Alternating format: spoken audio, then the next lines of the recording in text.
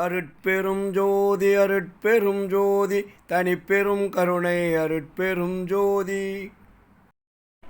இப்போ நம்ம குறைஞ்சது ஒரு 45 ஆண்டுகளாக இருக்கோம் சன்மார்க்கத்தில். வள்ளலார் ஏதோ ஒரு ரூபத்தில் நமக்கு அருட்பா நம்மளை தேடி வந்தது. காலையில் கூட நல்ல அன்பர்களாக வந்தாங்க, நிறையா கேள்வி கேட்டாங்க, நிறைய பதில் பேசிட்டுங்க. உள்ளூர்கார் வந்திருந்தாங்க, வெளியூர்லேருந்து வந்தாங்க. டிஃபன் முடிச்சுட்டு வந்துட்டோடனே வந்துட்டாங்க. சரி, நம்ம கொஞ்ச நேரம் ரெஸ்ட் எடுக்கலாம்னு நினச்சா முடியல. அவங்க ஒரு மணி நேரம் 2 மணி நேரம் சேலத்துலேருந்து திருச்சிலேருந்து இங்கே லோக்கலில் இருந்துலாம் வந்தாங்க. அப்போ சிலதெல்லாம் நிறைய கேள்வி கேட்டாங்க, எப்படி நீங்கள் சன்மார்க்கத்துக்கு வந்தீங்க அப்படின்னும் போது அது ஒரு பெரிய வரலாறு. அப்போது எனக்கு ஒரு 30 வயசு தான் இருக்கும். 30 வயசு இருக்கும்போது ஈரோட்டில் நம்ம ஒரு டைலரிங் ஷாப்புன்னா ஸ்பென்சர் டைலரிங்னு அதுக்கு பேர். எனக்கு அதுக்கு டைட்டில் ஸ்பென்சர்ஸ். ஏன் ஸ்பென்சர்ஸ் வச்சேன்னா, சென்னையில் நான் ஸ்பென்சர்ஸ் கம்பெனியை எனக்கு பிடிக்கும். மவுண்ட் ரோட்டில் இருந்தது, தெரியுமில்ல, ஸ்பென்சர்ஸ் பிளாஸான்னு இப்போ மாற்றிட்டாங்க. அதுக்கு முன்னாடி அது ஒரு பெரிய பழைய கட்டடம், நம்ம சென்ட்ரல் ஸ்டேஷனாக இருக்கும். அது பழைய ஸ்பென்சர்ஸ்னு. அங்கே விலை உயர்ந்த பொருள்லாம் அங்கே தான் கிடைக்கும். குவாலிட்டி நல்லாயிருக்கும். வெளியில் விற்கிறது குவாலிட்டின்னு சொல்லுவாங்க, குவாலிட்டி இருக்காது. அங்கே விலை ஜாஸ்தி இருக்கும், குவாலிட்டி கரெக்டாக இருக்கும், பொருள் சுத்தமாக இருக்கும். அவன் 100 வருஷத்துக்கு கேரண்டி கொடுத்தாலும் 100 வருஷம் கண்டிப்பாக இருக்கும். அப்படி தான் அங்கே விற்றுட்டுருந்தாங்க மவுண்ட் ரோட்டில். அப்போ நான் சின்ன வயசில் சென்னையில் நான் டைலரிங்லாம் ப்ராக்டிஸ் பண்ணியிருக்கேன். அதாவது பெரியோரை சிறியோர் வணங்குவதற்கும் சிறியோரை பெரியோர் வணங்குவதற்கும் வேறுபாடு இருக்குதுன்னு எழுதுகிறார். இப்போ நீங்கள் இந்த தம்பி என்கிட்ட வராரு பார்க்கறதுக்கு. இவர் வந்தோடனே இவர் என்னை கை தூக்கி மூடுதல் என்னை வணங்கணும், காலை விடக்கூடாது. அது வணக்கம், மரியாதை. வந்தோடனே ஐயா வணக்கம்னு சொல்லிட்டாருன்னா அவர் தப்பிச்சுக்குவார். அவர் வந்தோடனே அவர் கண்டுக்காத தம்பி வணக்கம்பா அப்படின்னு நான் சொன்னேன்னா அவர் டம்மி. என்னவா, அவர் டம்மி ஆகிடுவார். அப்போது சிறியவர்கள் பெரியவர்களை பார்த்த முதல்ல அவங்க ஐயா வணக்கம்னு சொல்லிட்டாங்கன்னா அவங்களுக்கு ஒரு லாபம் கிடைக்கும். நம்ம கிட்ட இருக்கக்கூடிய எனர்ஜி அவங்களுக்கு போகும். அவங்க நான் முன்னாடி அவரை வணங்கிட்டேன்னா அவருக்கு இருக்கிறது பூரா என்கிட்ட வந்துடும். அங்கே ஒன்றுமே இருக்கா சரக்கு. இதுக்கு என்ன விளக்கம் கொடுக்குறார் வள்ளலார்? ஒரு சிறிய தீபம் பக்கத்தில் ஒரு பெரிய தீபம் விளக்கு வைக்கிறீங்க, 2 விளக்கு, சின்ன விளக்குன்னு வச்சுங்க. அது பக்கத்தில் ஒரு பெரிய விளக்கு வச்சிங்கன்னா என்ன ஆகும்? சின்ன விளக்கில் இருக்கிற எண்ணெயெல்லாம் அது இழுத்துக்க சீக்கிரம். அது உஷ்ணம், அது அதிகமான உஷ்ணம், இது சிறிய உஷ்ணம். அப்போ அதிக உஷ்ணம் என்ன பண்ணோம்? சிறிய உஷ்ணத்தை அது இழுத்துக்கும். அதுபோல் பெரியோரை சிறியோர் வணங்கினால் சிறியவருக்கு லாபம், சிறியவரை பெரியோர் வணங்கினால் பெரியவருக்கு லாபம். அதனால் வணக்க முறையில் கூட இந்த மாதிரி தான் வணங்கணும்னு வள்ளலார் சொல்லி கொடுக்குறாரு. புரியுதா தம்பி? அதனால் நீங்கள் யாராவது பெரியவங்களுக்கு மரியாதை காலில் விடக்கூடாது, கைகூப்பி வணக்கம் சொல்லணும். கைகூப்பி வணக்கம் சொல்கிறத கூட பெரியவர்களை நீ முன்னாடி பார்த்தோன்னே கையை அவங்க தூக்கிறதுக்கு முன்னாடி நீ தூக்கணும். அப்போ தான் நீங்கள் தப்பிக்க முடியும். அவர்கிட்ட ஆசீர்வாதம் கிடைக்கும். அவர் கை தூக்கிட்டார்னா உங்கள்கிட்ட இருக்கிறது என்கிட்ட வந்துடும். நீங்கள் வித்தாலாக தான் வெளியே போவீங்க, அந்த எனர்ஜி பூரா என்கிட்ட வந்துடும். அதே மாதிரி தான் கை கொடுக்குறது. இப்போ நம்ம வெளிநாட்டு பழக்கம்லாம் வந்துருச்சு இல்லை. இப்போ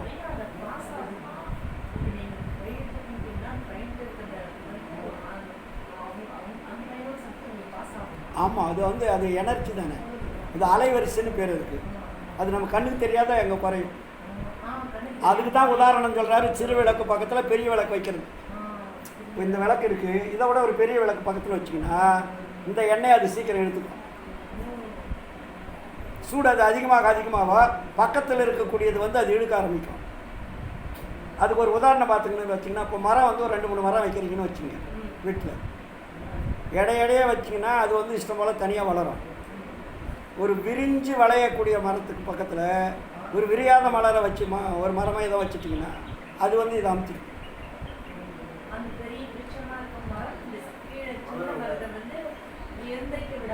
அதை அப்படியே அதை அடைக்கிடும்.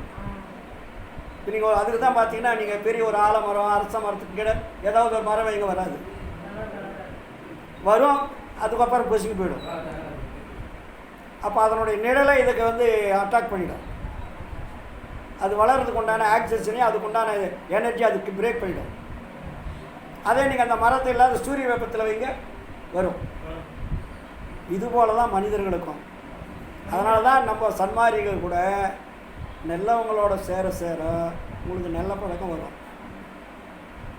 அவன் கோடீஸ்வரனாக இருக்கான், நல்லா வசதியாக இருக்கான், நமக்கு நல்லது செய்வான்னு நினச்சி அவன் துஷ்ட உள்ளவன்கிட்ட போய் சேர்ந்தீங்கன்னா நமக்கு அவனால் தீங்கு தான் வருமே தவிர நன்மை வராது. புரியுங்களா? சொந்தக்காரனாக இருந்தாலும் சரி நெருங்கக்கூடாது. ஆமாம், வள்ளலார் இன்னும் அதை விட நமக்கு என்ன தெளிவாக ஒரு பதில் சொல்கிறாருன்னா, துண்டூரார்க்கை சோற்றினை விரும்புனார். துண்டு செய்யாத வீட்டில் போய் சாப்பிடாதுக்கடான்றார் சன்மாரி. நினைக்கக்கூடாதுன்றார்.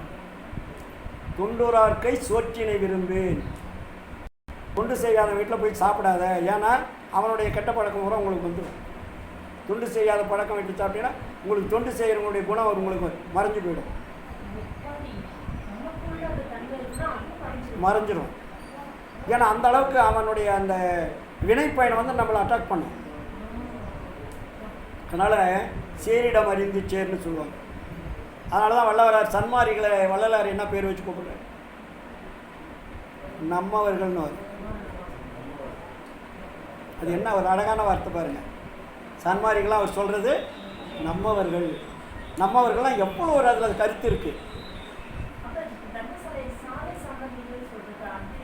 அதை வேலை செய்கிறவங்களுக்கு இப்போ என்ன வேலைக்காரன்னு சொல்லுவோம் இல்லை, அதை அந்த வார்த்தையை எடுத்துகிட்டு சம்பந்திகள்னு அதுக்கு கௌரவமாக பேர் வைக்கிறாரு. சாலை சம்பந்திகள்னா சாலையில் வேலை செய்கிறவங்கன்னு அர்த்தம். நம்ம என்ன சொல்லுவோம்? வேலைக்காரனும்.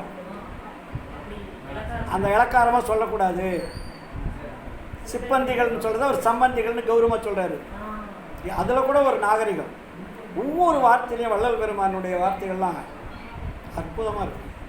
அவர் எந்த ஸ்கூலுக்கு போனாரா, இல்லை ஏதாவது ஒரு குருவுக்கு போனாரா, இல்லை ஏதாவது ஒரு வாத்தியார்கிட்ட போய் பாடம் கற்பிச்சாரா, சொன்னாரா, பாடம் கற்பி கேட்டாரா? ஆனால் நம்ம ஆளுங்க என்ன சொல்கிறாங்க? அவர் குரு யாருன்னு சொல்லிட்டு இருக்காங்க எல்லாரும். நீங்கள் சொல்கிறீங்க, வேறு சன்மாரிகளை கேளுங்க. இன்னொருத்தர் சொல்லுவார். இன்னொருத்தர் ஞான சம்பந்தம் வரலாறுல எழுதி வச்சுருப்பாங்க. பழைய வரலாறுல வள்ளலார் குரு ஞான சம்பந்தம் எழுதி வச்சுருப்பாங்க. வழிபடு நூல் திருவாசகன்னு எழுதி வச்சுருப்பாங்க. இதை பூரா நான் மாற்றி எழுதியிருப்பேன் என் புக்கில். வழிபடு நூல் திருவாசகன்னு எழுதியிருக்காங்க. வழிபடு கடவுள் முருகன் எழுதி வச்சுருக்காங்க. படிச்சிருக்கீங்களா இல்லையா பழைய வரலாறுல? அப்போ குரு அது வந்து திருஞான சம்பந்தம்னு வச்சுருக்காங்க. இப்போ இது எவ்வளோ பெரிய அபத்தமான வார்த்தைகள் இல்லையா? வள்ளலாருக்கு எல்லாமே நேர்மறையான வார்த்தை. அப்போ அங்கே எழுதுனவங்க இந்த சமயவாதிகள் இருந்தவங்கெல்லாம் வேலாயுத முதலியார் முதல் கொண்டு எல்லாருமே வள்ளலார் கொள்கைகள் இருந்தார்களே தவிர வள்ளலாருடைய கொள்கை என்னன்னு அவங்களுக்கு புரியல. அவர் திருக்கி பெரிய படித்தவர், சகலகலா வல்லுநர்னு பேர் அவருக்கு. யாருக்கு? வேலாயுத முதலியாருக்கு. பன்மொழி புலவர்னு பேர் அவருக்கு. வள்ளலார் அவருக்கு பேர் என்ன வச்சார்? உபயகலாநிதி பெரும்புலவர். வேலாயுத முதலியாருக்கு வள்ளலார் வச்ச பேர் உபயகலாநிதி பெரும்புலவர்னு பேர் அவருக்கு. ஆமாம், அப்படிப்பட்டவரே வள்ளலார் என்ன சொல்கிறார் பேர் உபதேசத்தில்? வேலாயுத முதலியாரை கேட்டால் மனித தரத்தில் சொல்லுவார். அப்படின்னா என்ன அர்த்தம்? அந்த ஆளுக்கு அருள் இல்லை.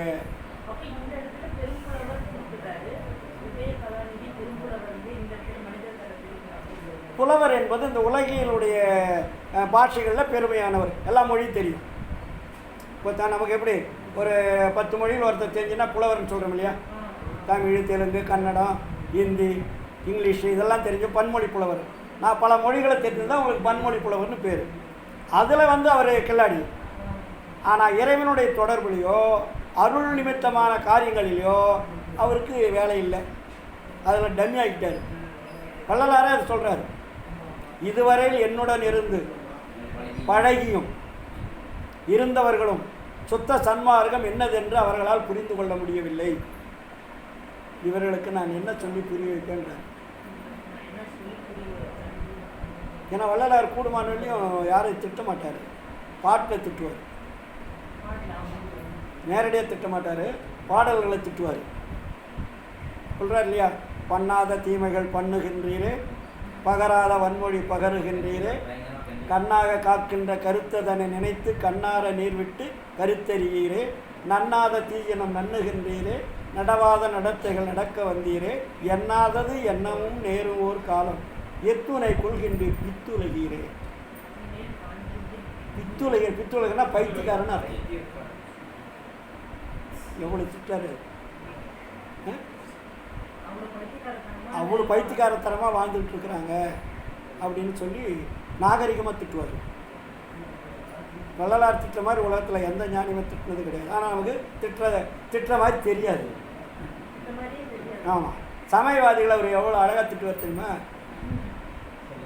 சமயவாதிகளை கொள்ளை வினை கூட்டுறவால் கூட்டிய பல் சமய கூட்டம். அந்த கூட்டம் என்ன கூட்டமா? கொள்ளை அடிக்கிற கூட்டம்ன்ற. கொள்ளை வினை கூட்டுறவால் கூட்டிய பல் சமய கூட்டமும் அக்கூட்டத்தை கூவுகின்ற கலையும் கள்ளமுறு காட்சிகளும் காட்சி தரும் கடவுளரும் எல்லாம் பிள்ளை விளையாட்டுன்றார். பிள்ளை விளையாட்டுனா என்ன அர்த்தம்? இப்போ நீங்கள் ஒரு குழந்தை பெற்றுட்டீங்க, குழந்தைக்கு வந்து உங்கள் வேலை செய்ய விடாமல் அது ஏதாவது தொல்லை பண்ணுதுன்னா என்ன பண்ணுவீங்க? ஒரு 4-5 பொம்மைகளை வாங்கி முன்னாடி வச்சுருவீங்க, அது உருட்டிக்கிட்டே கிடக்கும். ஒரு குழந்தைக்கு வந்து அதை பெராக் பண்ணுறது. ஆமாம், அதாவது நம்ம வேலைக்கு எடுக்காத இருக்கிறதுக்கு குழந்தைங்களுக்கு பொம்மை வாங்கி போட்டு அந்த பொம்மையை அது உருட்டிக்கிட்டே இருக்கும் குழந்தைங்க.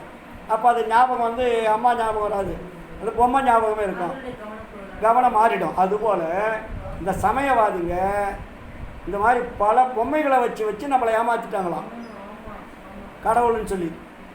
புரியுதா? அந்த பாட்டு எவ்வளோ பெரிய கொடூரமான பாட்டு. கொள்ளை வினை கூட்டுறவால் கூட்டிய பல் சமய கூட்டமும் அக்கூட்டத்தே கூவுகின்ற கலையும் கள்ளமுறு காட்சிகளும் காட்சி தரும். கள்ளமுறுனா திருட்டுத்தனமாக சொன்ன கதைகள். ஆமாம், அந்த காட்சியெல்லாம் பைத்தியக்கார காட்சி, திருட்டுத்தனமாக காட்டியிருக்கான் நம்மகிட்ட. எல்லாம் பிள்ளை குழந்தைங்களுக்கு பொம்மையை போட்டு பிறகு காட்டுற மாதிரி நம்ம காமிச்சிட்டு போயிட்டானுங்க. நீங்களும் என்ன பண்ணுறீங்க அப்படின்னா குழந்தைத்தனமாகவே இருக்கிறீங்க. அப்போ நீங்கள் ஒன்றும் பேச தெரியாத சாமியை, பேச உணர்வு இல்லாத சாமியை போய் கும்பிட்டுக்கிட்டு இருக்கிறீங்க. எப்படி அந்த குழந்தை பொம்மையை போட்டு விளையாடுதோ அதுபோல் நீங்கள் சாமியை பார்த்து விளையாடிட்டு இருக்கிறீங்கன்றாரு. புரியுதா? பொம்மை நான் அடிக்கடி சொல்லுவேன், நம்ம வணங்குற சாமியெல்லாம் பேர் என்ன? பொம்மை, மெட்டீரியல்னு நான் சொல்லுவேன். அது பேர் என்ன? மெட்டீரியல். அப்போ அந்த மெட்டீரியலை போய் நீங்கள் வணங்கிட்டு இருக்கிறீங்க. அப்போ உங்களுக்கு அறிவு இருக்கா இல்லையா? மெட்டீரியலை வணங்கலாமா? ஒரு ஜடப்பொருளை வணங்கலாமா? என்ன லாபம் இருக்குது? அதை தான் வள்ளலார் சொல்கிறார். உயிருள்ள ஜீவர்களால் துன்பப்படுறாங்க. அதனால தான் துன்பம் வருது, வேற தனியாக வரல. அதனால் மறுபடியும் உயிருள்ள ஜீவர்களே அந்த உயிருள்ள ஜீவர்களுக்கு உபகாரம் பண்ணுங்கடான்றாரு. எவ்வளோ வார்த்தது! முதல்ல நமக்கு துன்பம் எங்கிருந்து வருதுன்னா உயிருள்ள ஜீவர்களால் தான் உயிருள்ள ஜீவர்களுக்கு துன்பம் வருது.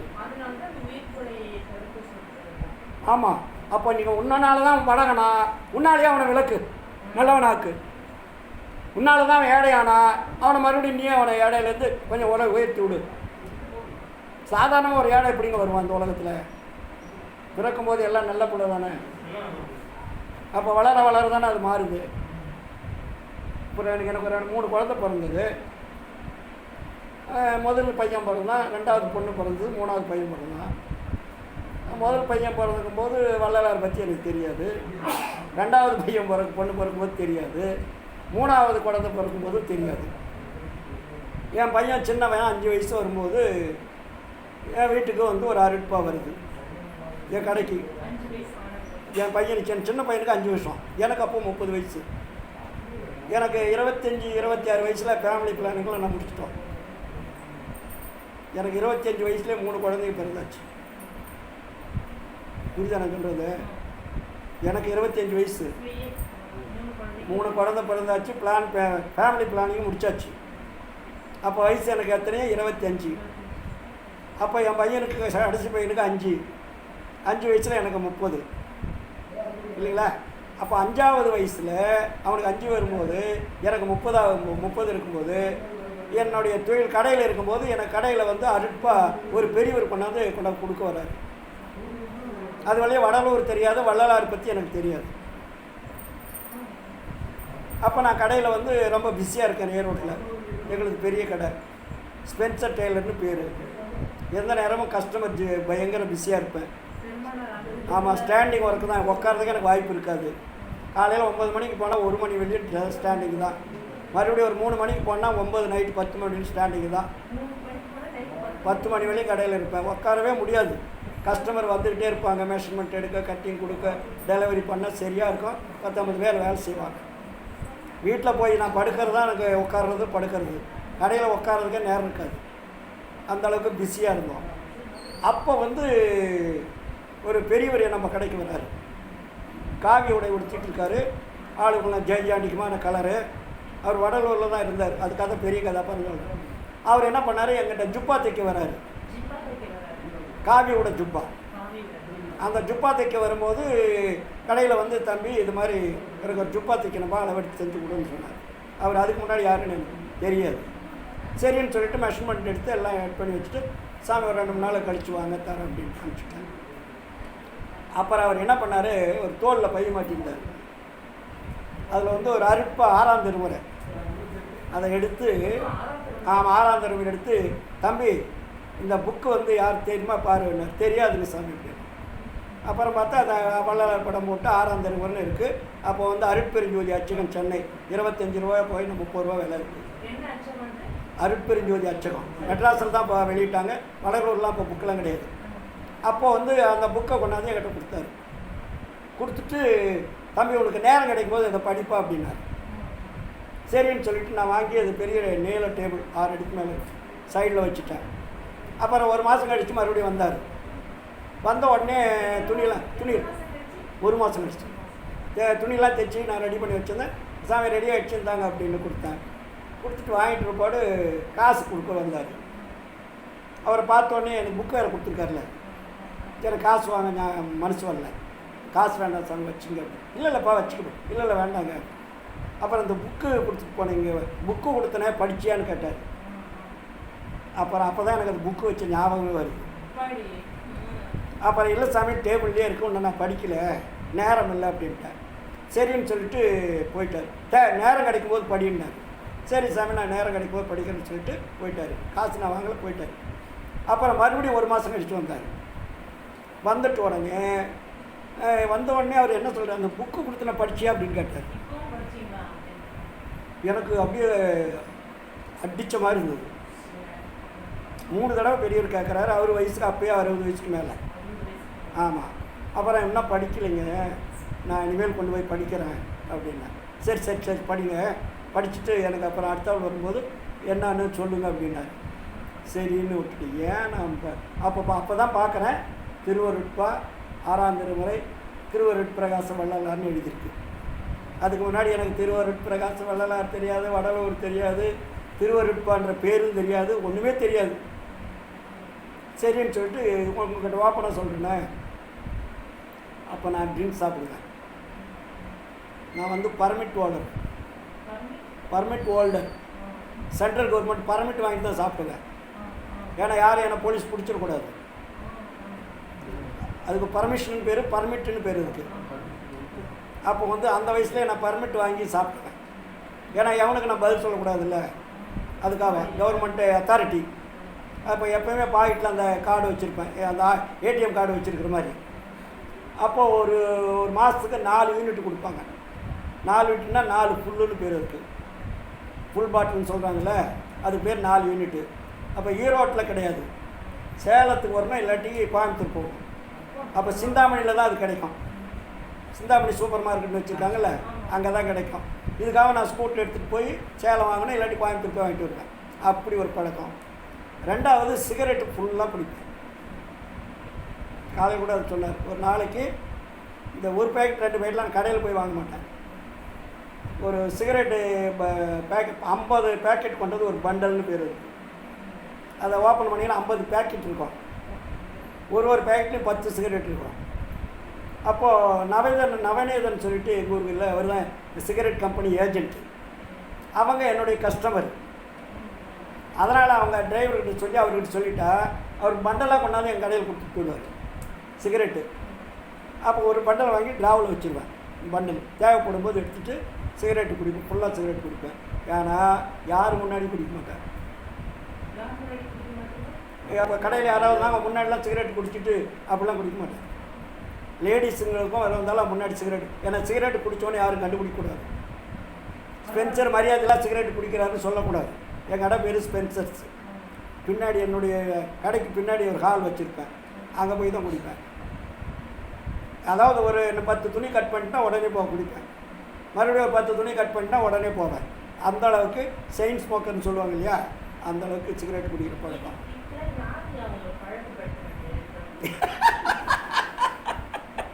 அதுக்கப்புறம் ட்ரிங்க்ஸு, சிகரெட்டு, அதுக்கப்புறம்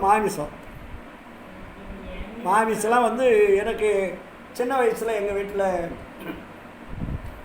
அந்தளவுக்குலாம் கிராமத்தில் மாமிசம்லாம் அந்த காலத்தில் ரேர். தீபாவளி பண்டிகைனா தான். இப்போ மாதிரிலாம் நினச்ச மாதிரிலாம் கிடைக்காது. அப்போ எனக்கு சின்ன வயசில் அப்பா கிடையாது. அம்மா வந்து எனக்கு 5 மாத குழந்தையாக இருக்கும்போதே காலமாயிட்டாங்க. எங்கள் அம்மா யாருன்னு எனக்கு தெரியாது. நான் 6வது படிக்கும்போது அப்பா காலமாயிட்டாங்க. அப்போ எங்கள் ஃபேமிலி வந்து சொத்து சொகை நிறைய இருக்குது. நிர்வாகம் பண்ணுறதுக்கு ஆள் கிடையாது. அப்போ எங்கள் அண்ணன் இருந்தால் அவங்க அண்ணன் வந்து கொஞ்சம் ஜாலியாக அங்கங்கே போகிற வருமானத்தெலாம் செலவு பண்ணியிருந்தான். நான் வந்து 6வது முட்டி படித்தேன். அப்புறம் 2வது முடித்து 8வதோடு தான் முடித்தேன். அதுக்கு மேலே படிக்க முடியல. வசதி வாய்ப்புகள் இருக்குது, படிக்கிற வாய்ப்பு இல்லை. அதனால் என்னாச்சு, அவனுக்கு கல்யாணம் ஆச்சு. குடும்பத்தை நிர்வாகம் பண்ணுறதுக்கு ஆள் இல்லை. ஆமாம். அப்புறம் எங்கள் அக்காவங்களுக்கெல்லாம் கல்யாணம் பண்ணி கொடுத்துட்டாங்க. நான் 8வது. எங்கள் அப்பாவுக்கு நான் 8வது பையன். 8வது பையன். எங்கள் அப்பாவுக்கு 2 தாரம். முதல் தாரம் வந்து 4 குழந்தைங்க, அது செத்துருச்சு அந்த அம்மா. அதுக்கப்புறம் எங்கள் அம்மாவை கட்டினாங்க. எங்கள் அம்மா ஈரோடு. அப்போ ஈரோட்டுக்கும் நான் செங்கம், திருவண்ணாமலைக்கு பக்கத்தில். செங்கம் அதுக்கு ஊர். அதுதான் எங்கள் ஊர். அங்கே தான் கிராமம். அப்போ அங்கே இருக்கும்போது ஈரோட்டுக்கும் அதுக்கும் குறைஞ்ச ஒரு 300 கிலோமீட்டர் இருக்கும். அங்கே தான் பொண்ணு எடுத்தாங்க. அப்புறம் அதெல்லாம் ஆயிடுச்சு. அப்புறம் அந்த குடும்பம் கொஞ்சம் பிரச்சனைனால லேண்ட்ஸ் இருக்குது, விவசாயம் இருக்குது, பம்ப் செட் மோட்ரு எல்லாம் இருக்குது. அதை மெயின்டைன் பண்ண ஆள் இல்லை. அதனால் என்னாச்சு, எங்கள் அண்ணனுக்கு கல்யாணம் ஆனோடனே அவங்களுக்கு நம்ம கொஞ்சம் அண்டர்ஸ்டாண்டிங் சரியில்லை. அப்புறம் ஈரோடு வந்து நாங்கள் ஒரு விருந்தினராக வரும்போது எனக்கு ஈரோட்டில் இந்த இப்போ நான் கல்யாணம் பண்ணிக்கிற வீட்டுக்கு போயிருந்தோம். போனோடனே அவங்களுக்கு 3 பொண்ணு 3 பையன். ஸ்டேட் பேங்கில் ஒர்க் பண்ணார் எங்கள் மாமனார். பார்த்தோடனே முதல் பொண்ணை பார்த்து எங்கள் சித்தப்பா தான் கூட கூப்பிட்டு வந்தார். பார்த்தோடனே எனக்கு பொண்ணு பிடிச்சது. சரி கல்யாணம் பண்ணிக்கிறேடானா பண்ணிக்கிறேன்ட்டேன். எனக்கு அப்போ 19 வயசு.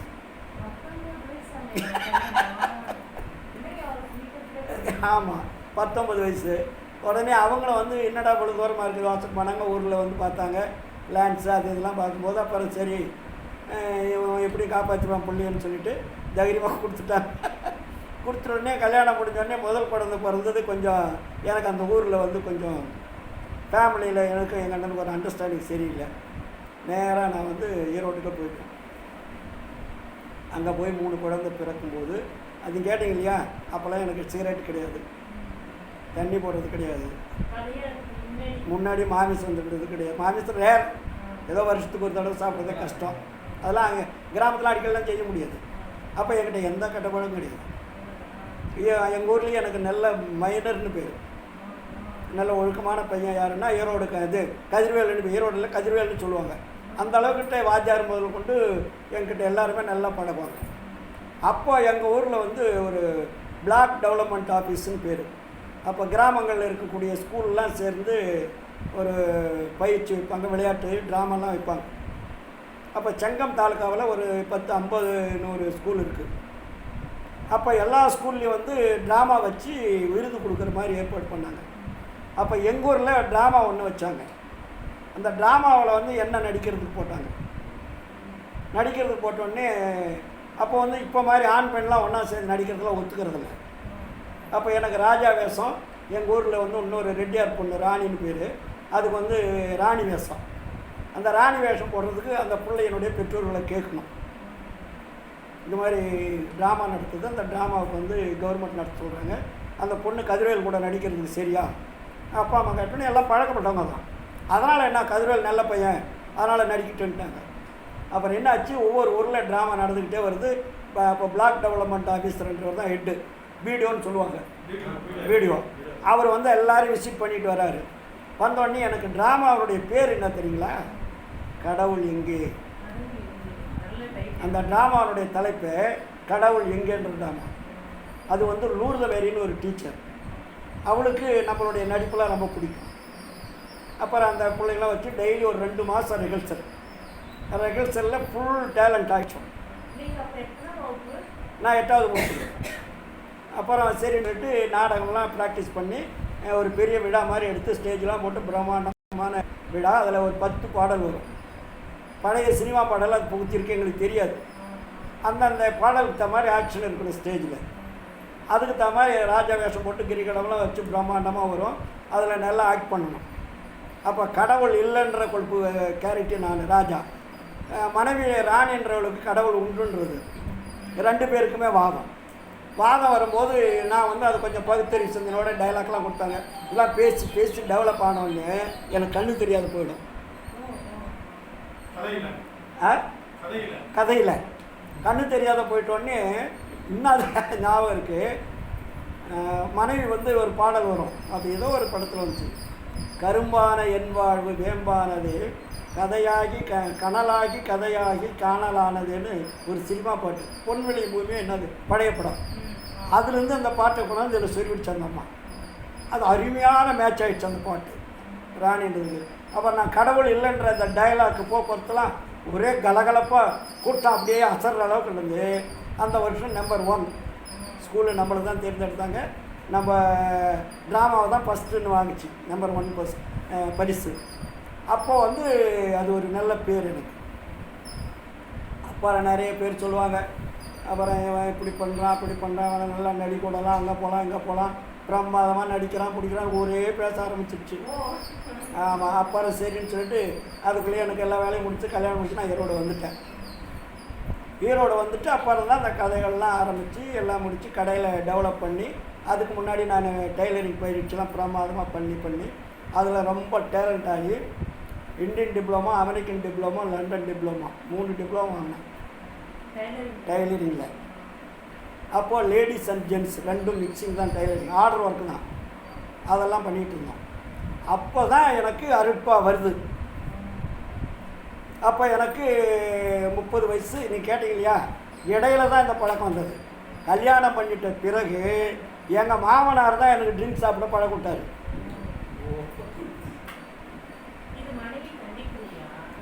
அவளுக்கு அப்போல்லாம் வந்து அவங்க அப்பா கேட்குறாரு, நான் எனக்கு நைட் அண்ட் டே தீபாவளின்னா 3 மாதம் 4 மாதம் பொங்கல் தீபாவளி தூக்கம் இல்லாத வேலை செய்யணும். நான் எல்லாம் வேலையை முடிச்சுட்டு தீபாவளிக்கு போய்ட்டு உடனே வீட்டில் படுத்துட்டேன்.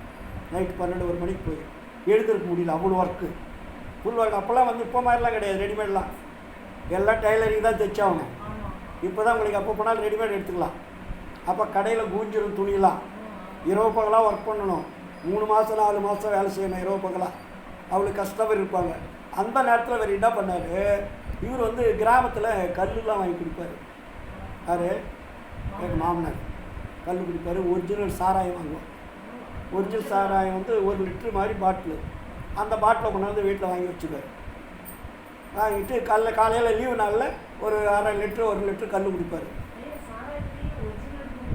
இருக்குது சாராயம் வந்து ஒரிஜினலாக காக்கும் போது உடம்பு கிடையாது. அதுதான் சொல்ல. அதில் ஒரு பாட்டு வச்சு அதை சொல்ல மறந்துட்டேன். வேலம்பட்ட வாழைப்பழம் நல்ல வெள்ளம் போட்டு சாராயம் காய்ச்சி பதம் பார்த்திடவே 10 பேரும் கூடி, அது நல்லா வரும். மூளையும் கலங்க மூச்சுக்கு குறைந்த, அதனால் வரக்கூடிய கெடுதல்லாம் வர மாதிரிலாம் அந்த பாடல் வரும். இந்த சாராயம் எப்படி காய்ச்சலாங்கிறதுக்கு ஒரு பாட்டு இருக்குது. இது மாதிரிலாம் இருந்தது அந்த காலத்தில். அப்போ வந்து இவர் என்ன பண்ணுவார், நான் டயர்டாகி போனதுனால மாப்பிள்ளை என்னவோ வந்து எழுந்திருக்கவே இல்லை, கொஞ்சோண்டு சாப்பிட சொல்லி கொஞ்சம் ஒரு ரிலீஃப் ஆகும். ஒரு 50 மிடி சாப்பிட்டு சொல்லுமா ஏப்பா, அவருக்கு அந்த பழக்கம்லாம் இல்லை, நீ படை கொடுத்துட்டு போல இதை கம்முன்னு இருக்கப்பான்னு எங்கள் வயிற்று திட்டினா. ஆனால் இல்லைம்மா, நான் சொல்கிறத கேளு, அவர் பாரு எப்படி படுத்துட்டு இருக்காரு பாரு, சாப்பிடாத ஒன்றும் அப்படின்னு சொல்லிட்டு இவர் என்ன பண்ணிட்டாரு, இது சொல்கிறத கேட்டுக்கிட்டே இருக்கிறேன் நான். தூங்குற மாதிரி இருக்கேன், ஆனால் படுத்துட்டு இருக்கேன்னு தவிர கேட்குறேன். எங்கள் ஒய்ஃப் வந்து வேண்டான்னு தான் சொல்கிறேன். சொன்ன உடனே இவர் 2-3 தடவை புஷ் பண்ண, நீ என்னவோ பண்ணிங்க அப்படின்ட்டு போயிட்டாங்க. ஏன்னா அந்த அளவுக்கு எழுத்து பேசுகிற அளவுக்குலாம் இப்போ பிள்ளைங்களுக்கு தைரியம் கிடையாது. அப்புறம் சொல்லிட்டு உடனே அவர் என்ன பண்ணார், கொண்டாந்து தலைமாட்டில் ஒரு பாட்டில் ஊற்றி கொண்டாந்து வச்சுட்டு, மறுக்கல மாமனார் இல்லை மாமனார் கொடுத்தாருன்னு சொல்லிட்டு நான் என்ன பண்ணேன், எனக்கு அதை குடித்தோடனே ஒரு மாதிரியாக இருந்தது. மாதிரினா ஒரு கசப்பு கலந்து மாதிரி இருந்தது, வெறுப்பாக தான் இருந்தது. சுவையும் பிடிக்கல, கண்ணை மூட்டி குடிச்சிட்டேன். குடிச்சோடனே அதுக்கப்புறம் கொஞ்சம் நேரம் இருந்துட்டு அப்புறம் உடனே தோசை, மட்டன் குழம்பு அது இதெல்லாம் கொண்டாந்து வச்சாங்க. அப்போல்லாம் மட்டன் குழம்பு காலையிலே கோழி வச்சுருவாங்க. காலையில் கோழி எடுத்துருவாங்க குழம்புக்கு. அதை 3 வகையாக செய்வாங்க. ஒன்று ஸ்ப்ரே பண்ணிவிடுவாங்க, ஒன்று எலும்பு கிளம்புலாம் போட்டு அந்த குழம்பு ரசமாக எடுத்துருவாங்க, இன்னொன்று பொரியல் மாதிரி பண்ணிடுவாங்க. ஆமாம், எல்லாம் பழகினது அங்கே தான். அதுக்கப்புறம் என்ன பண்ணிவிடுவார், அப்படியே பழக ஆமாம். எங்கள் அப்பாவுக்கு எந்த கெட்ட பழக்கம் கிடையாது, எங்கள் வீட்டில் எந்த விதமான இதுவும் கிடையாது. அப்பாரம் என்ன பண்ணுவார், ஒரு மாதம் 2 மாதம் கழிஞ்சு இந்த சீசனில் பனங்க மரத்துலேருந்து, தென்னை மரம் பனை மரத்துலேருந்து கல் இறக்குவாங்க. அது ஒரிஜினல் கல், இந்த சாணார்கள்னு பேர், அவங்க இறக்கி கொண்டு வருவாங்க. அதை வந்து ஒரு பாட்டில் ஒரு லிட்டர் கொண்டாந்து அதை கொஞ்சம் சாப்பிடுங்க, நல்லாயிருக்கும், உடம்புக்கு நல்லதுன்னு சொல்லுவார். சரி, மனுஷன் பெரிய மனுஷன் சொல்கிறாருன்னு அதையும் குடித்தேன். அதுக்கப்புறம் வந்து என்னாச்சுன்னா, அப்புறம் அந்த ஃப்ரெண்ட்ஸுங்க 2-3 பேர் என்கிட்ட கொஞ்சம் பேங்க்கில் அவர் ஒர்க் பண்ணதுனால அந்த பேங்க் ஸ்டாஃப் பூரா என்கிட்ட பழக ஆரம்பிச்சிட்டாங்க. பழகினோடனே அவனுங்க என்ன பண்ணுவாங்கன்னா சிகரெட்டு குடிப்பானுங்க.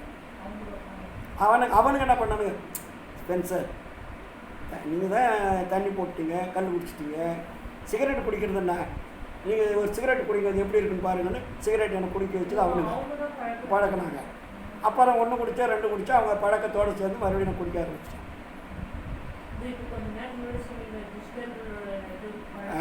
அதுக்கு தான் அதை சொன்னது. அப்போது நம்ம யாரை சார்ந்தமோ அந்த சார்ந்த பழக்க வழக்கங்களை பின்தொடரும். அதனால தான் நம்ம யாருக்கிட்ட நல்லவங்கிட்ட தான் பழகணும்.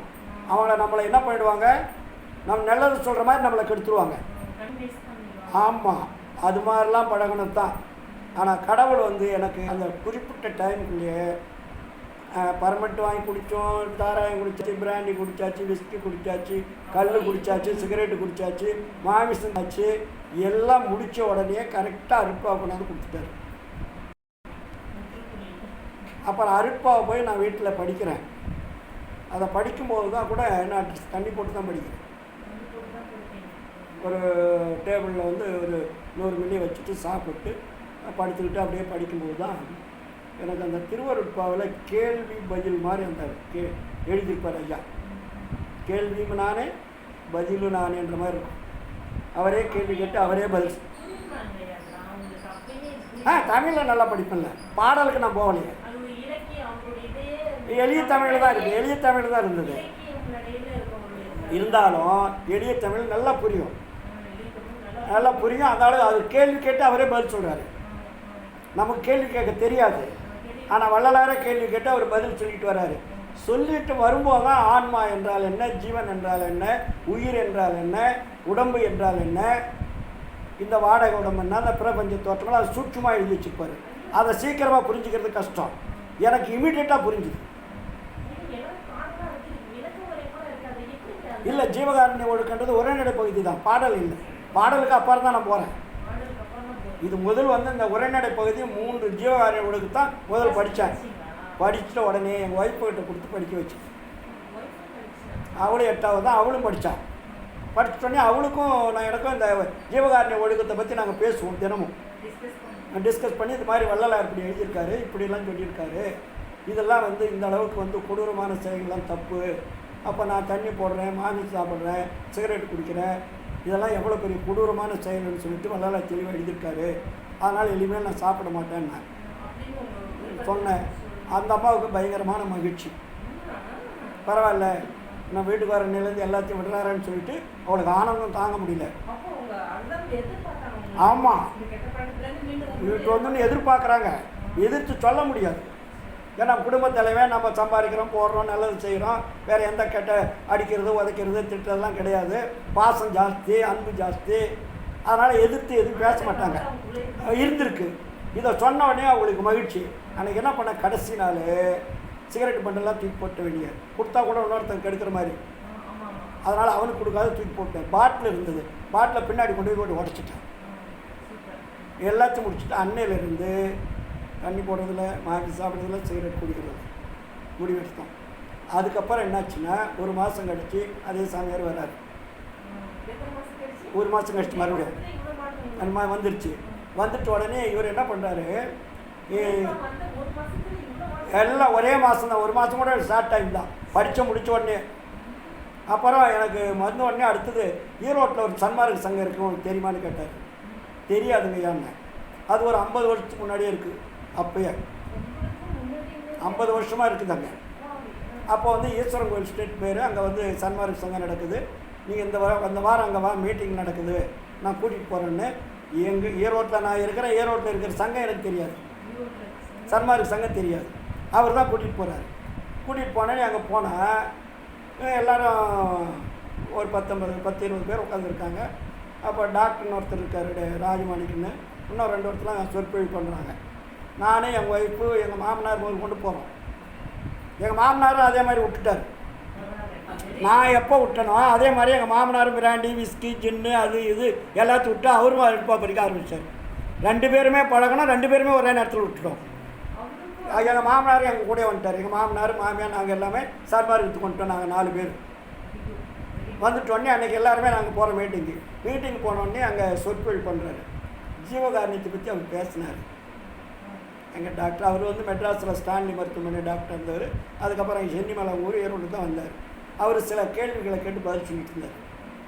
நான் தாங்க எங்கள் அருட்பாவை நல்லா படிச்சிருக்கிறேன் தரவா, அதாவது ஒரு ஜீவகாருண்ய ஒழுக்கத்தை. அதனால் அவர் பேசுகிறத வந்து நான் வந்து குற்றம் கண்டுபிடிச்சேன்.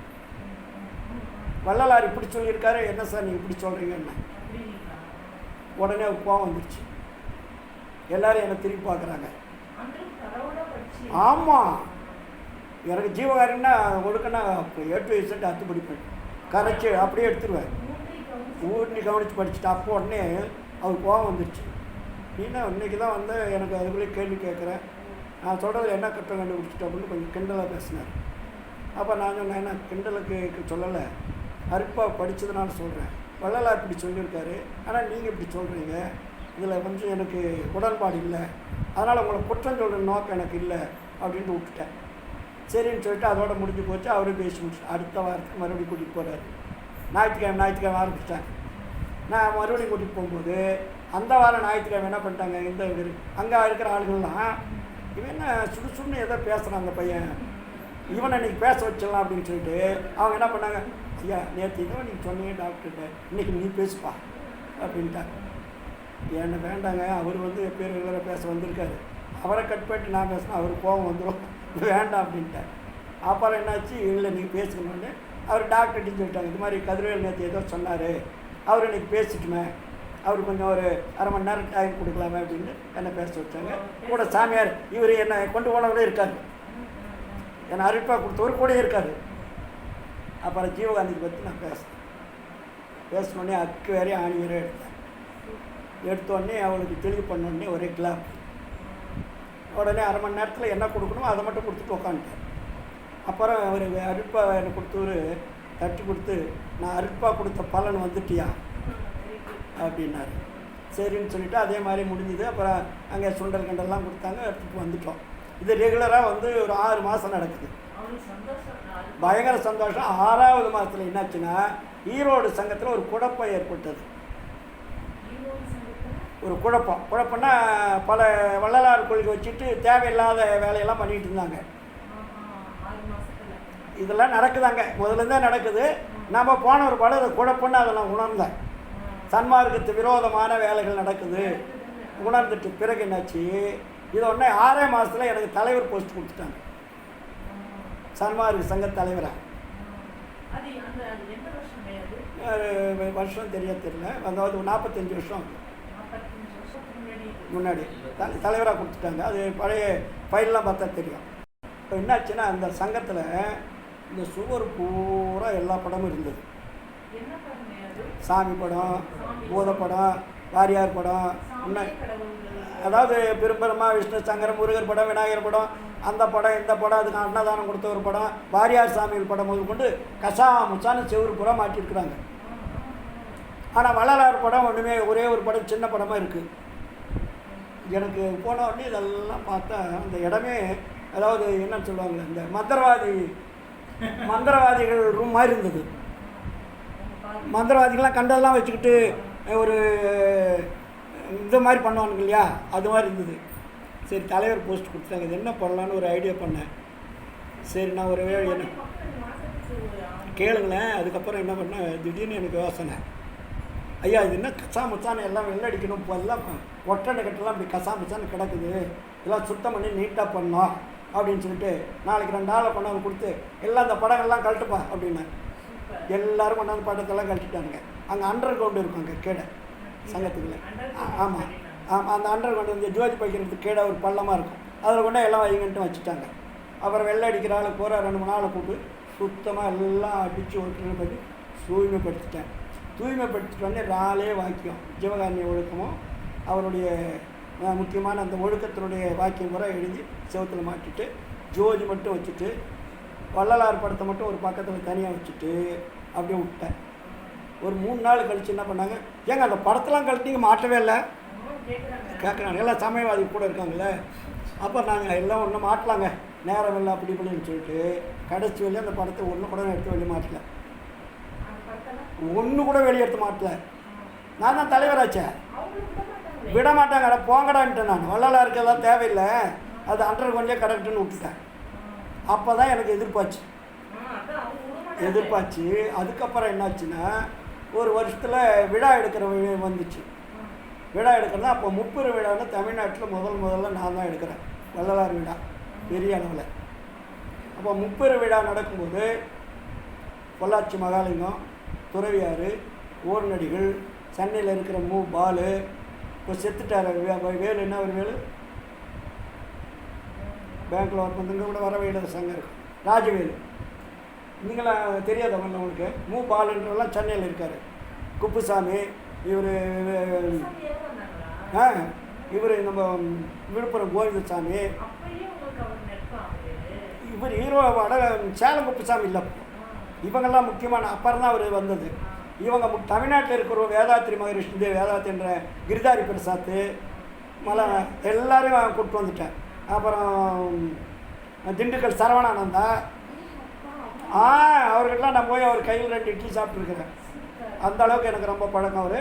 அது ஒரு பெரிய கதை, அது ஒரு பெரிய சப்ஜெக்டே சொல்லுவேன். அப்போ என்னாச்சு, 30 விழா பிரம்மாண்டமாக ஏற்பாடு பண்ணிட்டோம்.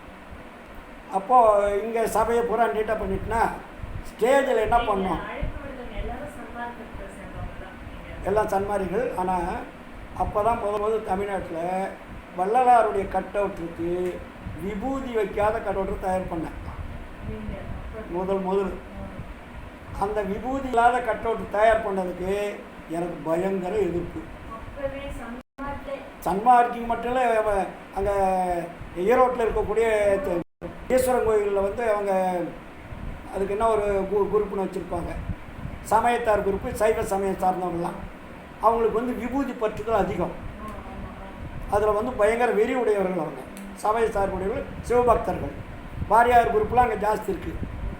வாரியார் ஈரோட்டுக்குன்னா ரொம்ப வருவார். அவரும் முதலியார், அங்கே இருக்கிற முதலியாருங்க பூரா சைவ சமயத்தை சார்ந்தவர்கள் தான்.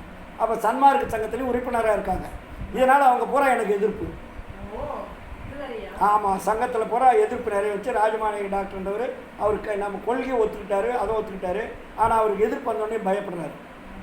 அப்போ தியானேஸ்வரன் ஒரு கலெக்டர், ஜட்ஜி நம்ம ஃப்ரெண்டு, எஸ்பி நம்ம ஃப்ரெண்டு, கலெக்டர் என்னுடைய ஃப்ரெண்டுன்னா என்னுடைய கஸ்டமர் எல்லாமே. எந்த ஒரு பெரிய ஆளுங்க வந்தாலும் நம்ம கடைக்கு வராத ஆளுங்க இவனும் இருக்க மாட்டாங்க. தொழில் ரீதியாக எல்லாருமே கஸ்டமர். அவங்க ஒய்ஃப் எதை சொன்னாலும் அவங்க செய்வாங்க. அந்த அளவுக்கு கஸ்டமர், அவங்க ஒய்ஃப் பூரா நம்ம கஸ்டமர். ஏன்னா அவங்களுக்கு கரெக்டாக ஃபிட்டிங் கொடுக்கணும், குழந்தைங்களுக்கு அழகாக தைச்சி கொடுக்கணும். யார் தைச்சி கொடுப்பாங்க ஈரோட்டில்? ஸ்பென்சர் தான். அப்படின்ற பேர். ஒரு ஜட்ஜி வந்தாலும் நம்ம கடைக்கு தான் வருவாங்க. அதே மாதிரி அதில் அதை விட சூப்பராக கொடுத்துருவோம்.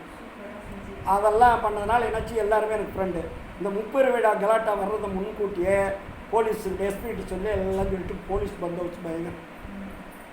முதல் நான் தலைவராகி விழா எடுக்கிறேன். அப்பயே போராட்டத்தில் தான் விழா. போலீஸ் பந்தோபஸ்து அப்போ கலெக்டர் சொன்னேன், நான் பார்த்துக்கிறேன் விடுங்க, நான் எல்லாம் அனுப்பிச்சிடுன்ட்டார். எஸ்பிகிட்ட சொன்னோன்னே நீங்கள் போங்க சார், நான் பார்த்துக்கிறேன்ட்டு காலையில் 3 நாளைக்கு நான் பந்தோபஸ்து கொடுத்துட்றேன், யாரும் ஒன்றும் பண்ண முடியாது போங்கன்ட்டார். ஆமாம், பந்தோபஸ்து தான் பண்ணிச்சு. அதுக்கப்புறம் காலையில் ஜட்ஜி, மதியானம் ஒரு நாளைக்கு 2 பேர் தலைமை. ஒரு ஆள் காலையில் ஜட்ஜுன்னா மதியானம் கலெக்டர், மகாலிங்க ஒரு துறவியார், ஓர்நடிகள். இந்த 3 நாளுக்கு 3 தலைமை, 3 தலைவருக்கு கீழே பேசுறது, இதெல்லாம் ஏற்பாடு பண்ணியாச்சு பெரிய லெவலில். அப்புறம் ஒரு கல்யாண மண்டபத்தில் நிகழ்ச்சி, ஆப்போசிட்டில் ஒரு திருமண மண்டபத்தில் சாப்பாடு. தங்கு தடையில்லாத அங்கே போன நேரம் பூரா சாப்பிட்டுக்கணும். சாப்பிட்டு விழாவுக்கு வந்துடணும். பக்கத்துலேயே தான். சாப்பாடு இல்லைன்ற வேலையே இருக்கக்கூடாது. தங்கிறது, சாப்பிட்றது, விழாவுக்கு வர்றது தான் வேலை. தமிழ்நாட்டில் இருக்கிறவங்க பூரா வந்துட்டாங்க. அப்போது வசதி பண்ணி கொடுத்துட்டோம். அப்போ விழாலாம் எடுத்துட்டோன்னே முதல்ல ஸ்டேஜில் அந்த கள்ளலார் கட் அவுட் வைக்கிறதுக்கு எதிர்ப்பு வந்துச்சா, போலீஸ் பந்தோபஸ்து எல்லாம் வாயாடிக்கிட்டாங்க. வெளியில் ரோட்டில் என்ன பண்ணால், அது பெரிய ரோடு, 3 பில்லர் வச்சோம், பெரிய பில்லர், அரசியல்வாதி பண்ணுற மாதிரி. 3 6 வள்ளலார், ஒரு 14 அடிக்கு விபூதி இல்லாத வள்ளலாரை கட் அவுட் செஞ்சுட்டேன். அதுக்கு மேலே அந்த ரோடை பூரா நீள்ற மாதிரி பெரிய ஞான சபை. ஆமாம், ஞான சபையை மேலே அப்படியே ஏற்றிட்டேன். மேலே ஏற்றிட்டு எங்கேருந்து பார்த்தாலும் தெரிகிற மாதிரி. அந்த ஞான சபை பக்கத்தில் ஒரு குட்டி வள்ளலாரை நீட்டி தனியாக பிரம்மாண்டமாக இருக்கும். ஊர்வலம் அது இதெல்லாம் பிரம்மாண்டமாக செஞ்சிட்டோம். ஜெகஜோதியாக நடந்துட்டோடனே அப்போ தான் தீர்மானம் போட்டோம். முதல் சன்மார்க்க சங்கத்தில் மாநாட்டில் தீர்மானம் என்னென்னா, இனிமேல் ஆமாம் இறங்கிட்டேன், அவ்வளோதான். அப்போ சொல்லிட்டேன், இனிமேல் ஸ்டேஜில் மாலை மரியாதைகள் கூடாது. இந்த பூ மாலையெல்லாம் போடுவாங்க அந்த காலத்தில், ஆளுக்கு தகுந்த மாதிரி மாலை. அதுக்கப்புறம் அந்த மாலையை போட்டாங்கன்னா கலெக்டருக்கு ஒரு மாலைன்னா பேச்சாளருக்கு ஒரு மாலை சைஸ் வாரியாக இருக்கும், சமரசம் இருக்காது. இதெல்லாம் எனக்கு பார்த்து பயங்கரமாக குதிச்சு இருக்கேன். அதனால் இன்னிலேருந்து மாலை கிடையாதுன்ட்டேன். எல்லாருக்கும் என்ன கொடுக்கணும், அருட்பாக தான் கொடுக்கணும். அதே மேலையில சொல்லிட்டு யாருக்கும் மாலை மரியாதைலாம் கிடையாது, மாலையெல்லாம் போடக்கூடாதுன்னு சொல்லி நிறுத்தியாச்சு. அப்போ எல்லாருக்கும் இந்த எல்லோரும் ஒத்துக்க வச்சுட்டேன். அப்புறம் மெட்ராஸ்லேருந்து அருட்பா மட்டும் ஒரு 100 அருட்பாவுக்கு வாங்கிட்டு வந்துட்டோம். ஆளுக்கிட்ட ஸ்டேஷன் மாஸ்டர்கிட்ட சொல்லி, ட்ரெயின் வருது இல்லை, அப்போ அருட்பாவை கொண்டாந்து எல்லாம் ஸ்டேஜில் வச்சு ஒருத்தருக்கு அருட்பா தான் பரிசு கொடுத்தாச்சா. அதுக்கப்புறம் மாலை மரியாதை என்னோட சன்மார்க்கத்தில் போடக்கூடாது, அவங்களுக்கு கொடுக்குறதெல்லாம் அருட்பா தான் கொடுக்கணும். ரெண்டாவது வள்ளலாருடைய கட் அவுட்டுக்கு விபூதி வைக்கக்கூடாது. நீங்கள் யார் வேணாலும் வச்சுக்கல, அது உங்கள் விருப்பம். வள்ளலார் ஜாதி சமய மதம் மற்றவர், ஆனால் அவர் படமே வேண்டான்னாரு. ஆனால் நீங்கள் அன்பாக வச்சுட்டீங்க, எப்படியோ வச்சுக்கங்க. ஆனால் வள்ளலாருக்கு சமய சின்னங்கள் அணியாது. அப்போ உங்களுக்கு பிடிச்சது, நீங்கள் சைவ சமய விபூதி அடிக்கிறீங்க. ஒரு வைணவருக்கு வள்ளலார் பிடிக்கும், அவன் நான் போட்டான் என்ன பண்ணுவீங்க? ஒரு இஸ்லாமியருக்கு வள்ளலார் பிடிக்கும், அவருக்குள்ளே போட்டார்னா. ஒரு ஏசுநாதருக்கு வள்ளலார் பிடிக்கும், அவர் சிலுவை போட்டார்னா என்ன பண்ணுவீங்க? அவன் இப்போ இன்னைக்கும் சொல்லிகிட்டு இருக்கேன், அன்னைக்கும் சொல்லிகிட்டு இருக்கேன். அப்போ வள்ளலாருக்கு ஒரு சமய சின்னங்கள் அடையாளங்கள் எதிர்க்கூடாது. ஏன்னா அவரே சொல்லியிருக்காரு, என்னை வணங்காதன்னு சொல்கிறாரு, நீங்கள் வணங்கிட்டீங்க. அவர் அன்புனால ஆதரவுனால வள்ளல் பெருமானை நம்ம பார்த்தா நமக்கு ஒரு திருப்தியாக இருக்குது, பார்த்து பழகிட்டோம், அதனால் நான் பார்க்காத இருக்க முடியாதுன்னா பரவாயில்ல, அன்பு. ஆனால் அவருக்கு சமய சின்னத்தை அணியாதீங்க, நீங்கள் வச்சுங்க. அப்போது சபையில் விபூதி கொடுத்துட்ருக்காங்க, சாலையில் விபூதி கொடுத்துட்ருக்காங்க, சித்தி வளாகத்தில் கொடுத்துட்ருக்காங்க, கருங்குழியில் கொடுத்துட்ருக்காங்க, மேட்டுக்குதிரு மதுரூரில் கொடுத்துட்ருக்காங்க. எல்லாம் இப்போ நடந்துகிட்ருக்கு, இன்றைக்கி நடக்குது. இப்படி வந்தது. அதுக்கப்புறம் ஒரு தீர்மானம் என்ன போட்டோன்னா, மகாமந்திரன்னு இருக்கிற எதை முடிச்சிடலாம். மணி 6 ஆயிடுச்சுல. மகாமந்திரத்தை என்ன பண்ணாங்க, முதல்ல அருட்பெருஞ்சோதி தனிப்பெருங்கருணை அருட்பெருங்க 2ஆக பிரித்து தான் சொல்லுவாங்க. முதல்ல அருட்பெருஞ்சோதி சொல்லிவிட்டு மறுபடியும் சொல்லும்போது அதை பின்னாடி சொல்லுவாங்க, மறுபடியும் இன்னொரு வார்த்தையை மறுபடியும் பின்னாடி சொல்லுவாங்க. அப்படி தான் இருந்தது. தொடர்ச்சியாக அந்த மகாமந்திரம் சொல்ல மாட்டாங்க. அந்த மகாமாத்திரத்தை இனிமேல் பிரிக்கக்கூடாது, தொடர்ச்சியாக சொல்லணும்னு அது ஒரு தீர்மானம் கொண்டு வந்துச்சு. மந்திரத்தை சொல்லும்போது அருட்பெருஞ்சோதி அருட்பெருஞ்சோதி தனிப்பெருங்கருணை அருட்பெருஞ்சோதி தான் சொல்லணும், அதை பிரிக்கக்கூடாது அப்படின்னு அந்த ஒரு தீர்மானத்தை போட்டாச்சு. இந்த தீர்மானம் போட்டாச்சு. தெய்வ நிலையத்தில் இருக்கக்கூடிய புத்தகம் அடிக்கும் போதெல்லாம் இனிமேல் வள்ளலாருடைய புத்தகத்துக்கு வந்து எந்த வித சமய சின்னங்களும் அணியக்கூடாது, அதை தடை பண்ணி சொல்லிட்டு எல்லாம் பேசி முடிச்சாச்சு.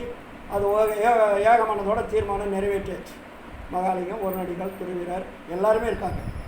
நிறைவேற்றி அது ஒரு ஃபைலாக பண்ணி, அதே மாதிரி மகாலிங்கம் வந்து ராமலிங்க பணிமன்றத்தில் முதல்ல அவர் கேலண்டர் அடித்தார். ஃபஸ்ட்டு கேலண்டர் அடிக்கும்போது வீட்டு இல்லாத கேலண்டர் அவர் தான் அடித்தார். அது மாதிரி மகாலிங்கம் தான் அது இந்த மகாநாடு முடிஞ்ச உடனே முதல் கேலண்டர் இருக்கு, டெய்லி கேலண்டர் இல்லையா, அந்த கேலண்டரில் விபூதி வள்ளலார் படத்தை விபூதி இல்லாத படமாக போட்டார். அதுக்கப்புறம் எல்லாமே கொஞ்சம் கொஞ்சமாக மாறிச்சு. அப்புறம் நெட்டில் போய் பார்த்தீங்கன்னா எல்லாமே விபூதிக்குள்ளே தான் இருக்கும். உள்ளே போய் பார்த்தீங்கன்னா நெட்டில் விபூதி வச்ச வள்ளலார் தான் இருக்கும் நிறையா. இன்றைக்கி அதை இன்றைக்கி வந்து யாராவது தெரியாதவங்க பத்திரிக்கை அடித்தாங்கன்னா பத்திரிக்காரர் அடித்தாலும் ஏதோ ஒரு படத்தை எடுத்து போட்டுவான், தேடி பார்க்கணும். அப்புறம் இப்போது நிறைய வந்துருச்சு. இப்போ வந்து விபூதி இல்லாத படம் நிறைய ஸ்டோர் பண்ணியாச்சு, எல்லாம் வந்துருச்சு. இப்போ எல்லாருமே விழிப்புணர்வோடு இருக்கிறாங்க. இது மாதிரிலாம் நடந்தது. அப்போ அதுக்கு அவ்வளோ எதிர்ப்புலையும் பிரமாதமான தீர்மானம் போட்டு நான் நிறைய தீர்மானங்கள் அவர் வந்து தூய்மைப்படுத்தணும், தர்மசாலையை வந்து தூய்மைப்படுத்தணும், வள்ளலார் கொள்கையை உலகம் பூரா கொண்டு போகணும்னு சொல்லிட்டு பெரிய தீர்மானம்லாம் போட்டு நிறைவேற்றினது என்னுடைய தலைமையில் 40 வருஷத்துக்கு முன்னாடி. ஆமாம். அதுக்கப்புறம் தான் தர்மசாலை ஞான சபையெல்லாம் போராட்டம் பண்ணி, ஞான சபையில் விபூதிக்கு தான் கொடுக்கணும், விபூதி கொடுக்கக்கூடாது, இனிப்பு கொடுக்கணும்னு சொல்லி அதுக்கு போராட்டம் பண்ணி அதை மாற்றிக்கதே ஈரோடு கதிரவேல் தான். நான் வந்து 50 கிலோ 60 கிலோ ஒரு மூட்டை கடையில் வாங்கி கொடுத்துட்டு போயிடுவேன், எண்ணெய் வாங்கி கொடுத்துட்டு போயிடுவோம் டிண்டு கணக்கில். எங்கள் தீப ஏற்றுறதுக்கு சொல்கிறது மட்டும் இருக்கக்கூடாது, செயல் பண்ணணும்ல, அதனால் அந்த வேலையை செஞ்சிடுவோம். அப்புறம் தெய்வ நிலையத்துக்கிட்ட சொல்லி கமிஷன்கிட்ட சொல்லி அதுக்கு முன்னாடி இருந்த அருட்பா புக்கெலாம் வந்து இப்போ வள்ளலாருடைய படத்துக்கு விபூதி போட்டது இருக்கும், இப்போ வர்றதுக்கெலாம் இருக்காது. அதனால் இப்போ எல்லாருமே விபூதி இல்லாத புக்கு தயார் பண்ண ஆரம்பிச்சிட்டாங்க, எல்லா சங்கங்கள்லேயும் எல்லா இடங்கள்லையும். இப்படி நிறைய மாற்றங்களையும் உருவாக்குச்சு. இன்றைக்கும் போராடிக்கிட்டு தான் இருக்குது. இன்னும் வந்து தர்மசாலை சீர்திருத்தம் பண்ணணும், மருதூரை பண்ணணும், கருங்குழியை பண்ணணும், எவ்வளோ விஷயங்கள் இருக்குது. எனக்கு வயசாகிட்டு இருக்குது, நம்ம என்ன பண்ணுறது? இப்போ வரக்கூடிய இளைஞர்கள் தான் அதை பூந்து விளையாடும்.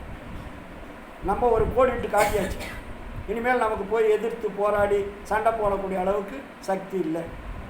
இப்போ நம்ம என்ன பண்ணோம், வடவங்களுக்கு வள்ளலாருடைய கொள்கையை லேசாக சொல்லி அவங்கள மேலே ஏற்றணும். இதெல்லாம் சின்ன சின்ன விஷயம், இது அவங்களே புரிஞ்சு அவங்களே தூக்கி போட்டுருவாங்க. இதில் நம்ம அதிகமாக நுழைய வேண்டிய அவசியம் இல்லை. ஏன்னா நம்மளுடைய ஆன்மாவை பக்குவப்படுத்துறதுக்கு எவ்வளோ வேலைகள் இருக்குது, அதை பக்குவப்படுத்தணும், ஆன்ம லாபம் அடையணும். அப்போ நம்ம வாழ்க்கையில் எதை எதை கடைபிடிக்கணுமோ அதை கடைபிடிக்கணும், எதை எதை விடணுமோ அதை விடணும். இதற்கெல்லாம் வழிகாட்டு. அப்போ நம்ம என்ன பண்ணுறோம், நான் போய் என்ன பண்ணுவேன், ஒரு சங்கங்கள் பட்டி தொட்டிகள்லாம் 40 வருஷமாக தமிழ்நாடு பூரா நான் போகாத ஊரே கிடையாது. கிராமமாக போய் சொற்பொழி பண்ணுவேன், யார்கிட்டையும் 10 பைசா வாங்க மாட்டேன், என்னுடைய சொந்த செலவிலே போவேன், சொந்த செலவிலே வருவேன். அப்படிலாம் பாடுபட்டால் நீங்கள் பாடுபட்டுருக்குறோம். அப்போ நம்ம என்ன சொல்கிறோம், நீங்கள் ஆன்மலாபாடைன்னா எதை விடணும் எதை குடிக்கணும், இது ரொம்ப முக்கியம். இதை கடைப்பிடித்தால்தான் நம்ம மேல்நிலைக்கு வர முடியும் இல்லைங்களா? அப்போ இதை நம்ம சொற்பொழி பண்ணி பண்ணி பண்ணி பண்ணி இன்றைக்கி லட்சோப லட்சம் மக்கள் ஈரோடு கதிரெல்லாம் தெரிகிற அளவுக்கு வந்திருக்கு. இதுதான் எனக்கு கிடைச்ச ஆன்மலாபம் இல்லைங்களா? இப்போ இந்த பையன்லாம் இன்றைக்கி தேடி பிடிச்சி வந்திருக்கார் இல்லையா? இது மாதிரி எத்தனை மக்கள், எத்தனையோ பேர். இன்னைக்கு நெட்டு வந்துருச்சு, வசதி வந்துருச்சு, விஞ்ஞான அறிவியல் கருவிகள் வந்துருச்சு. இப்போ போட்டாக்கா நாளைக்கு இது போட்டால் நீங்கள் எல்லாம் பார்க்கலாம். இப்போ நீங்கள் அந்த அளவுக்குலாம் ஸ்பீடாக செய்திகளை மக்கள் ரீச் பண்ணுற அளவுக்கு நவீன வளர்ச்சி வந்துருச்சு. இது மாதிரி நிறைய ஒன்று செய்யணும், செஞ்சுக்கிட்டே இருக்கணும் இல்லையா? இந்த பிறவியில் மரணமில்லா பெருவாழ் வருதா வரலையா அது எனக்கு கவலையே கிடையாது. நான் நல்லவனாக வாழ்ந்தால் போதும். அடுத்த பிறவியில் ஐயா எனக்கு கூப்பிட்டுவார். நான் அடிக்கடி சொல்லுவேன். என்னன்னு சொல்லியிருக்கேன்,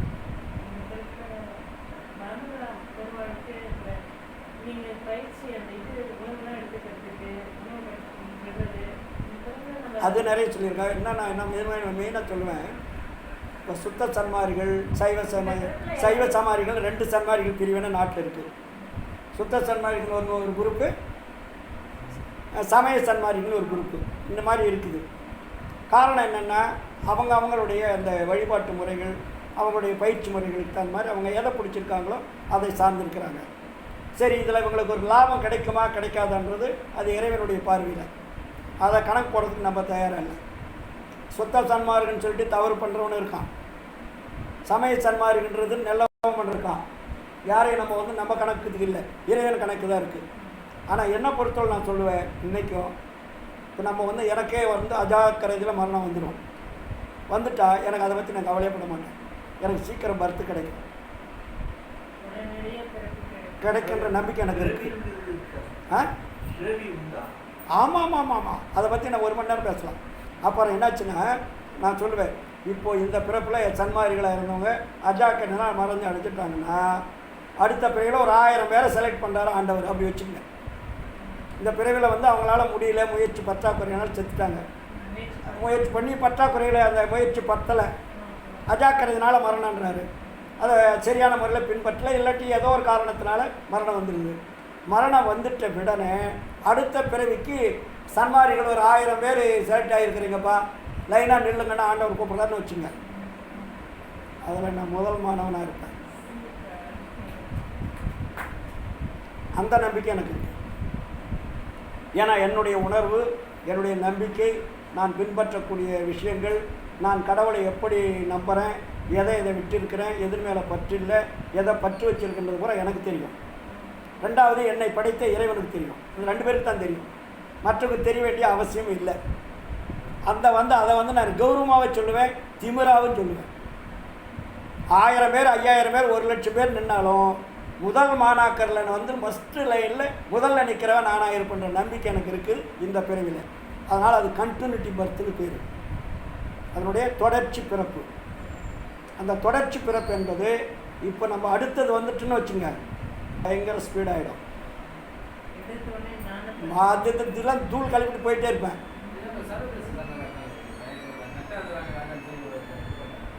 அதுதான் நிறைய கேள்வி கேட்டுகிட்டே இருக்காங்க.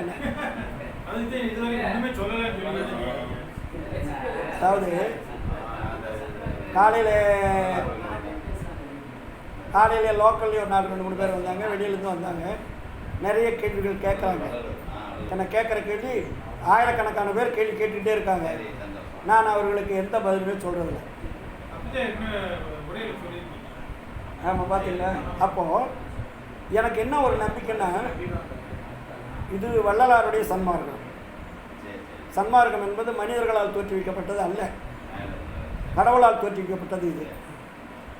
ஏன்னா வள்ளலார்கிட்ட ஆண்டவர் என்ன சொல்கிறாரு, நான் இதுக்காக தான் உன்னை அனுப்பணும்னு சொல்கிறாரா? அகத்தே கருத்து புறத்து வெளுத்திருந்த உலகர் அனைவரையும் சகத்தே திருத்தி சன்மார்க்க சங்க தடைவித்திட இகத்தே பரத்தை பெற்று மகிழ்ந்திடுதற்கென்றே என இந்த உகத்தை இறைவன் வருவிக்க உற்ற அருளை பெற்றேன். தான் வந்தவனுடைய நோக்கத்தை சொல்லிட்டாரா?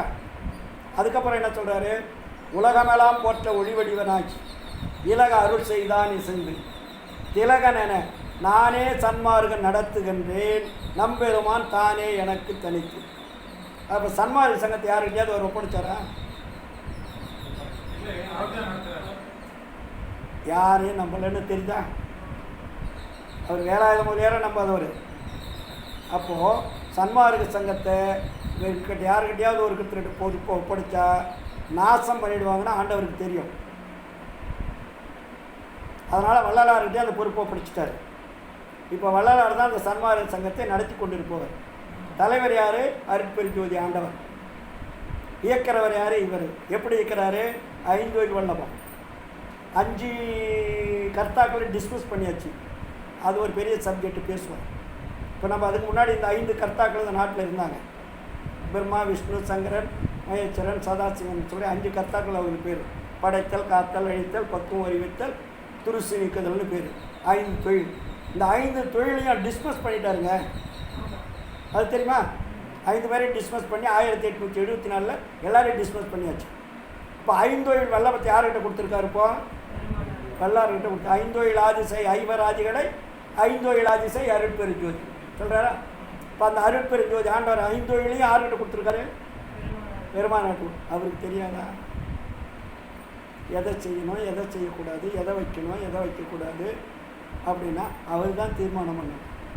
மனித சக்திக்கு அந்த தீர்மானம் கிடையாது. நம்ம அரசாங்கத்து சார்பாக நான் பேச முடியாது, எதிர்ப்பாளர்கள் சார்பாக நான் பேச முடியாது. ஏன்னா எனக்கு தெளிவு இருக்குது. நான் மனித குலத்துக்கு தகுந்த மாதிரி பேசி வேஷம் போடுறனால நான் இல்லை. அப்போது நான் இறைவனை நம்புகிறேன், வள்ளலாரை நம்புகிறேன். அவர் என்ன செய்கிறாரோ அது நமக்கு நன்மையாக வரும்.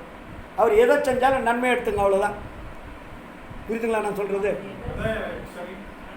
அவருக்கு தெரியாதுன்னு நமக்கு என்ன இருக்குது? ஏன்னா நம்மளை இயக்கிறவரே அவர் தானே. நீ அவரை மீறி நம்ம என்ன பண்ண முடியும்?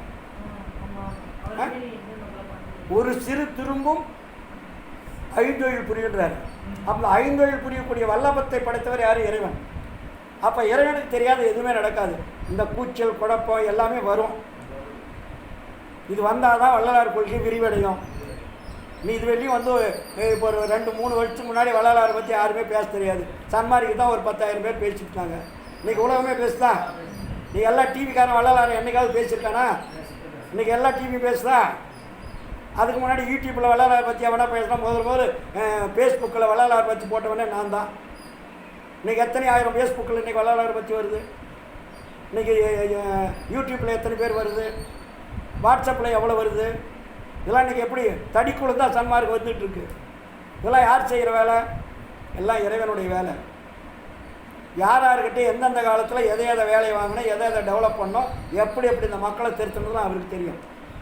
நம்ம சொல்லி ஒன்றுமையாக போதும்